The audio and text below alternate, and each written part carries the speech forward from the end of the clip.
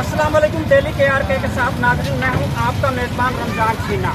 नाज़रीन, इस टाइम मैं मौजूद हूं जिला कसूर तहसील कोट राधा कृष्ण के इलाके में, और ये विलेज है छीना उताड़, जहां पर आज नाजायज़ तजावुज़ात के हवाले से ऑपरेशन जारी है। मेरा कैमरामैन आपको दिखाएगा कि मेरी बैक साइड पर ऑपरेशन जारी है। बड़ी बड़ी मशीनें लगाई हुई हैं और पूरा अमला भी यहाँ पर लगा हुआ है।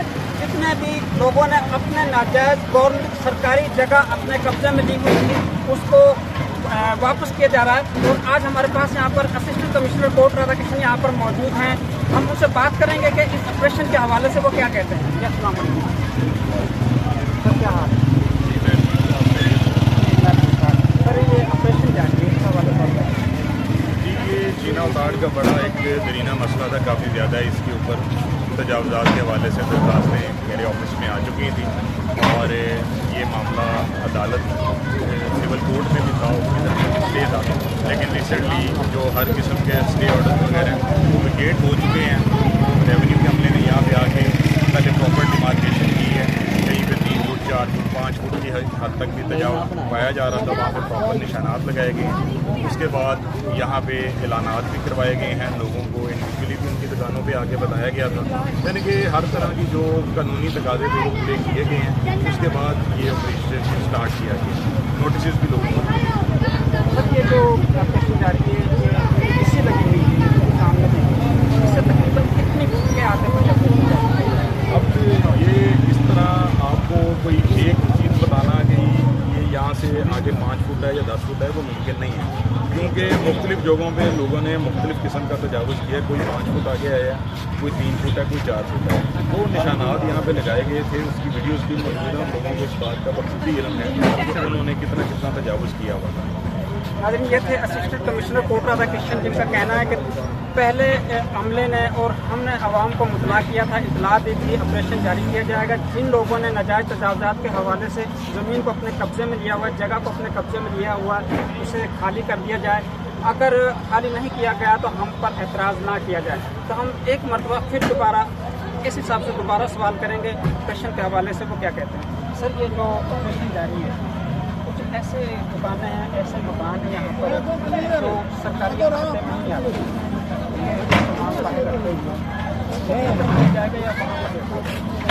देखें, अगर आपके कहने का मतलब है कि लाल लकीर के अंदर वाले जो गांव हैं, जो लाल लकीर के अंदर दुकानें हैं, उनको उस तरह से तो हम नहीं डिस्कस करेंगे। लेकिन देखें, दुकान की एक लिमिट है, उसका शटर है, शटर तक तो चीज़ समझ आती है। लेकिन अगर किसी ने शटर के बाहर सामान रखा है और उससे ट्रैफिक मुतासर होती है, उनको उधर तक मसाइल आते हैं, तो बिल्कुल उनका सामान अंदर करवाया जाएगा और 5 50,000 को खत्म किया जाएगा। अगर सर वो हदूद से पढ़े रहते, हदूद से बाहर है तो उस पर इंतजामी एक्शन लेगी।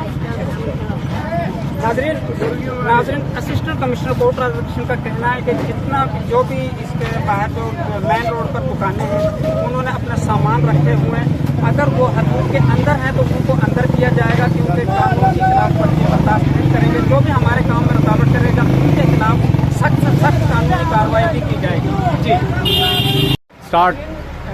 अस्सलाम वालेकुम। डेली KRK के साथ मैं हूं रमज़ान छीना। नाज़रीन, आप देख सकते हैं, मेरा कैमरामैन आपको दिखाएगा कि ऑपरेशन जारी है और जो जगह बनाए हुए हैं सरकारी ज़मीन में, जो जगह घेरी हुई थी वो बिल्कुल उन्होंने खाली करवा दी गई है। मेरा कैमरामैन दोबारा से दिखाया कि ये तमाम जो सड़े लगे हुए थे, ये तमाम खाली कर दिए गए।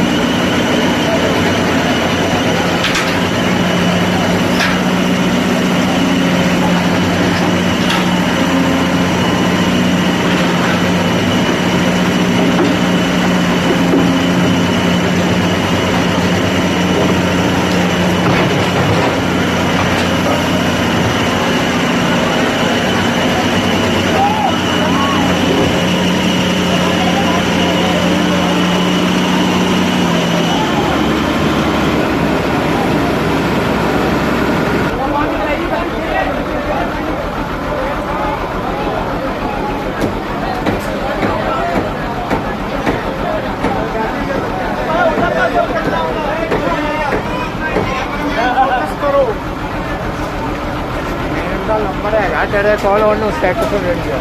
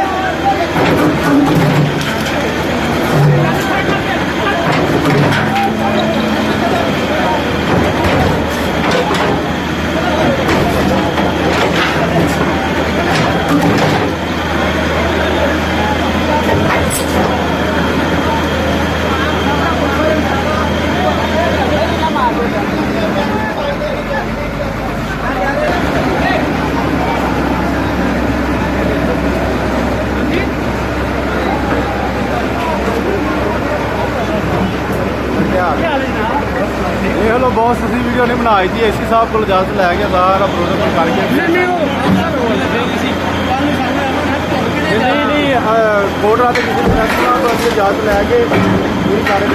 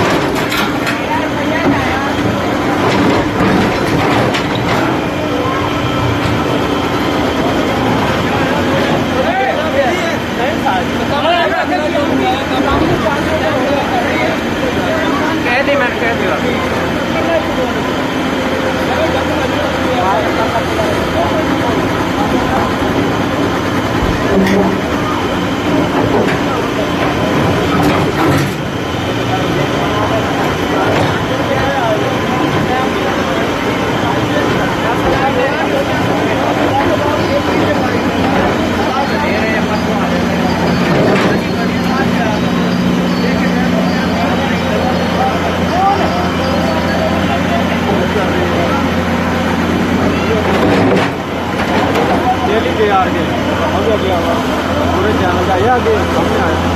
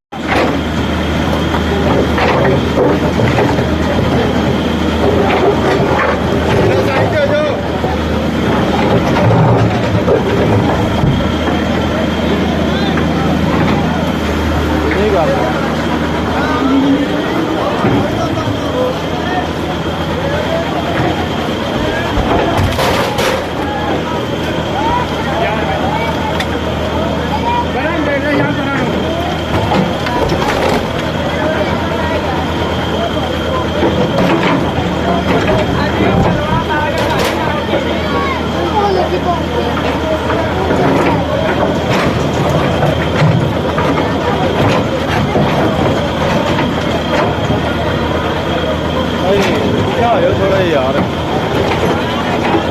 नहीं बस हो गया, हो गया बस अगे जाना।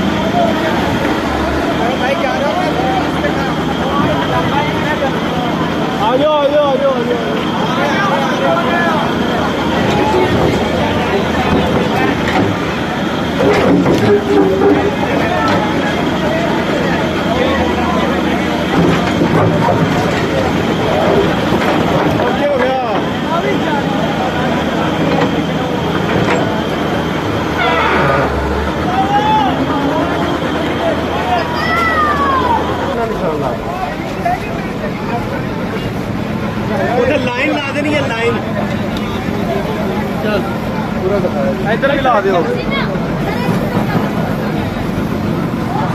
उधर भी ला। वो परली साइड तो कोने तो उरली साइड तो ला दो ताकि हमें पता होगा असं इन्नी इधर करनी है। सही है, निशान लगा दो अपना।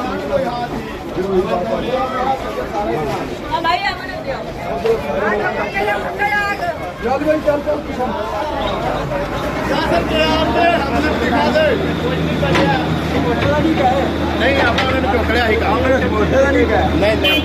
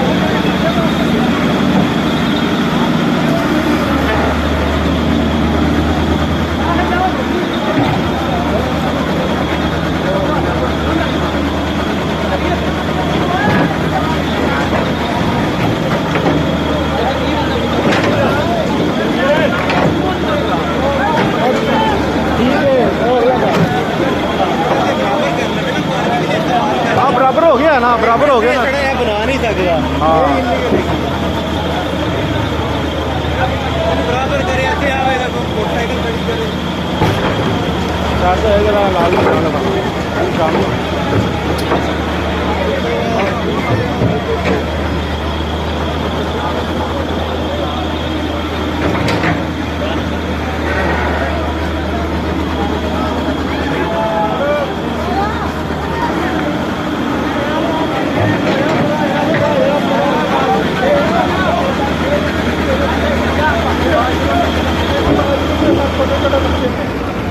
मेहरबानी साहब का दी पीछे कर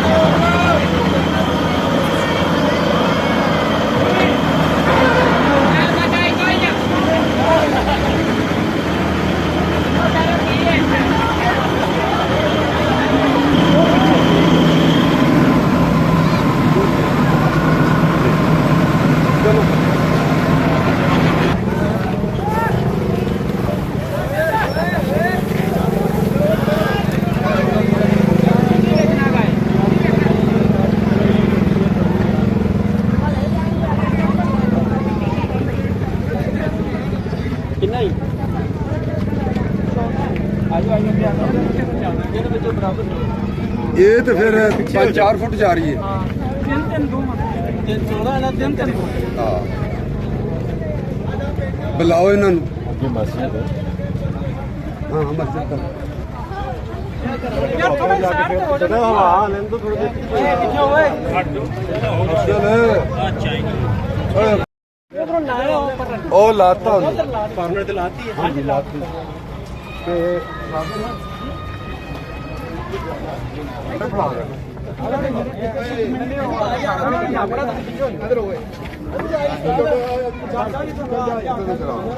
ਇਹ ਪੂਰਾ ਦਰਵਾਜ਼ਾ ਖੁੱਲ ਗਿਆ ਨਾ। ਹਾਂ ਉਹ ਨਿਸ਼ਾਨ ਹੈ। ਬਾਹਰ ਵੀ ਲਾ ਦੋ ਲਓ ਜੀ ਇੱਥੋਂ ਤੇ ਕਰਾ ਗਏ ਅੰਦਰ ਨਿਸ਼ਾਨ ਲੱਗ ਗਿਆ ਜੀ ਇਧਰ ਯਾਰ ਐਨ ਦੇ ਅੰਦਰ ਨਿਸ਼ਾਨ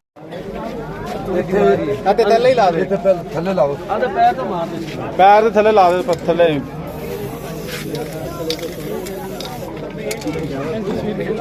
ਤਸਵੀਰ ਲੈ ਲਈ।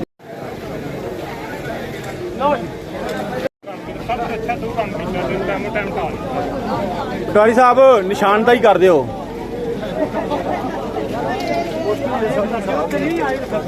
ਕਰ ਦੋ ਨਿਸ਼ਾਨ ਦੀ ਕਰ ਦਿਓ। ਆਨ ਦੇ ਫਲੈਕਸ ਉੱਤੇ ਵੀ ਆਉਣ ਤੋਂ ਪਤਾ ਲੱਗ ਜੇ ਬਾਅਦ ਆ ਜਿਵੇਂ ਉਹ ਨਹੀਂ ਲਾਈਦਾ। ਆ ਹੁਣ ਉਹੀ ਲਾਣਾ ਠੀਕ ਹੋ ਗਿਆ।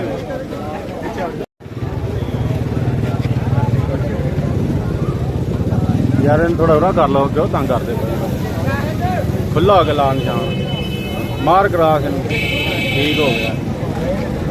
ਇਹ ਨਿਸ਼ਾਨ ਦਾ ਮਤਲਬ ਪਤਾ ਕੀ ਕ੍ਰੋਸ ਦਾ? ਇਹ ਸੈਂਟਰ ਹੈ। ਮਸਲ ਇਸ ਤੋਂ ਅੰਦਰ ਦੀਵਾਰ ਆਣੀ। ਪੀਸੀ ਤੋਂ ਹਟ ਕੇ ਕਿੰਨਾ ਹੈ? ਇਹ ਪੀਸੀ ਤੋਂ 5 ਫੁੱਟ ਦੋਵਾਂ ਸਾਈਡਾਂ ਤੋਂ। ਠੀਕ ਇੱਕ ਜ਼ਰੂਰੀ ਐਲਾਨ ਸੁਣੋ। ਤੁਹਾਨੂੰ ਪਤਾ ਹੈ ਆਪਣੇ ਮੇਨ ਬਾਜ਼ਾਰ ਦਾ ਆਪਰੇਸ਼ਨ ਹੁੰਦਾ ਪਿਆ, ਰਸਤਾ ਖੁੱਲ੍ਹਾ ਹੁੰਦਾ ਪਿਆ ਹੈ।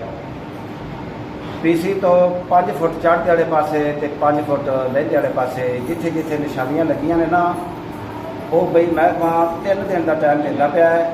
ਮਿਹਰਬਾਨੀ ਕਰਕੇ 3 ਦਿਨਾਂ ਵਿੱਚ ਆਪ ਸਾਫ਼ ਕਰ ਲਓ ਤੇ ਠੀਕ ਹੈ, ਵਰਨਾ ਫਿਰ ਮਹਿਕਮਾ ਆਪ ਸਫਾਈ ਕਰੇਗਾ ਕਰੇਨ ਨਾਲ। ਐਲਾਨ ਫਿਰ ਇੱਕ ਵਾਰੀ ਸੁਣੋ।